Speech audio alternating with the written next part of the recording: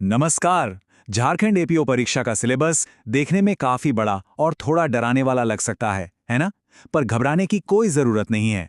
आज हम इसी सिलेबस को डिकोड करेंगे और इसे एक बिल्कुल साफ, एक स्ट्रेटेजिक रोड मैप में बदलेंगे ताकि तैयारी को एक सही दिशा मिल सके। यही यही वो सबसे पहला और सबसे बड़ा सवाल है जो हर एस्पिरेंट के मन में आता है।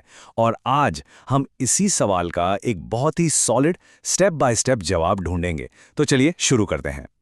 अपनी तैयारी शुरू करने से पहले एक नज़र इस चार्ट पर डालिए। ये आपकी पूरी स्ट्रैटेजी की नींव है। यहाँ बिल्कुल साफ साफ दिख रहा है कि आईपीसी और सीआरपीसी दोनों मिलकर परीक्षा का 60% हिस्सा हैं। मतलब आधे से ज्यादा पेपर तो बस यहीं से है। इसके बाद आता है एविडेंस एक्ट और फिर कॉन्स्टिट्यूशन।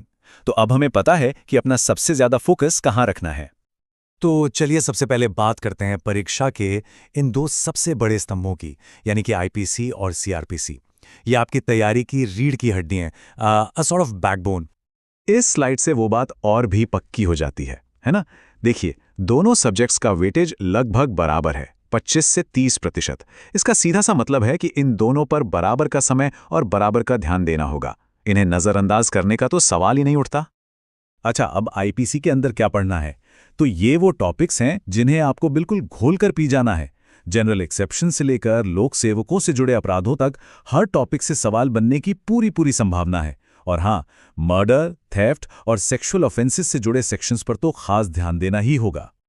और अब बात सीआरपीसी की, जो कि पूरी तरह से प्रोसीजर पर बेस्ड है।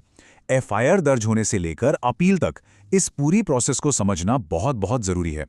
स्क्रीन पर जो ये सेक्शंस दिख रहे हैं, जैसे 164, 167 और 482, ये तो समझ लीजिए एग्जामिनर्स के हॉट फेवरेट्स हैं। इनसे सवाल बार बार पूछे जाते हैं, तो इन्हें बहुत अच्छे से तैयार कर लेना है। ठीक है, तो आईपीसी और सीआरपीसी पर कमांड हासिल करने के बाद अब नजर डालते हैं उन सपोर्टिंग सब्जेक्ट्स पर जो हैं तो सहायक लेकिन बहुत महत्वपूर्ण हैं। एविडेंस एक्ट और कॉन्स्टिट्यूशन। सच कहूं तो यही वो सब्जेक्ट्स हैं जो एक अच्छे कैंडिडेट को एक बेहतरीन कैंडिडेट से अलग करते हैं। भारतीय साक्ष्य अधिनियम 20 से 25%, ये कोई छोटा हिस्सा नहीं है। ये एक बहुत ही इंपॉर्टेंट चंक है जो आपके टोटल स्कोर को काफी ऊपर या नीचे कर सकता है। तो इसे हल्के में लेने की गलती बिल्कुल मत कीजिएगा। एविडेंस एक्ट में ना कॉन्सेप्ट्स की क्लैरिटी बहुत जरूरी है। एक छोटा सा एग्जाम्पल लेते हैं, स्वीकारोक्ति या कन्फेशन का। ये सिर्फ एक डेफिनेशन नहीं है, बल्कि एक पूरा कॉन्सेप्ट है जिसके आसपास कई तरह के सवाल बनते हैं। हर टॉपिक को बस इसी गहराई से समझना होगा। तो एविडेंस एक्ट में इन टॉपिक्स पर मास्टर स्ट्रोक लगाना होगा। Relevancy of facts, burden of proof और गवाहों की एग्जामिनेशन के नियम। और हाँ, ये जो सेक्शंस 6, 27 और 114 दिए गए हैं ना, इनसे तो डायरेक्ट सवाल बनकर आते हैं। इनको अच्छे से मार्क कर लीजिए। चलिए, अब आते हैं हमारे सिलेबस के चौथे और आखिरी लॉ सब्जेक्ट पर, भारत का संविधान। इसका वेटेज है 10 से 15%। और यही वो सब्जेक्ट है जो आपको दूसरों से आगे निकलने में मदद करेगा, खासकर तब जब कंपटीशन बहुत टफ हो। कॉन्स्टिट्यूशन में अपना पूरा ध्यान फंडामेंटल राइट्स, न्यायपालिका की शक्तियों और जुडिशियल रिव्यू पर रखिए। और ये जो आर्टिकल्स हैं ना, 14, 19, 21, 32 और 226, इन्हें तो बहुत ही अच्छे से तैयार करना है, क्योंकि ये सबसे ज्यादा पूछे जाने वाले आर्टिकल्स में से हैं। लॉ के ये 4 मेन सब्जेक्ट्स तो हो गए, पर बात यहीं खत्म नहीं होती।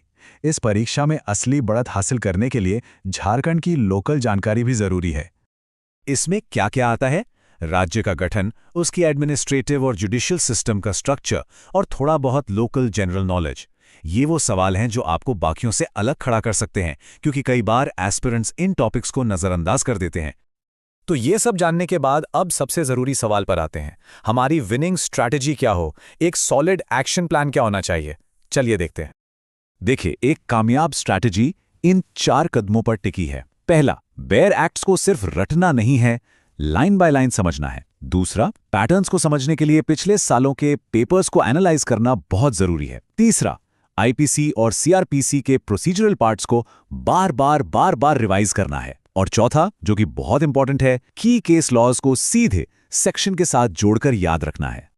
इसका एक बहुत अच्छा उदाहरण है, जैसे ही आप आईपीसी की धारा 300 के एक्सेप्शंस पढ़ें, आपके दिमाग में तुरंत KM Nanavati versus state of Maharashtra का केस पॉपअप होना चाहिए।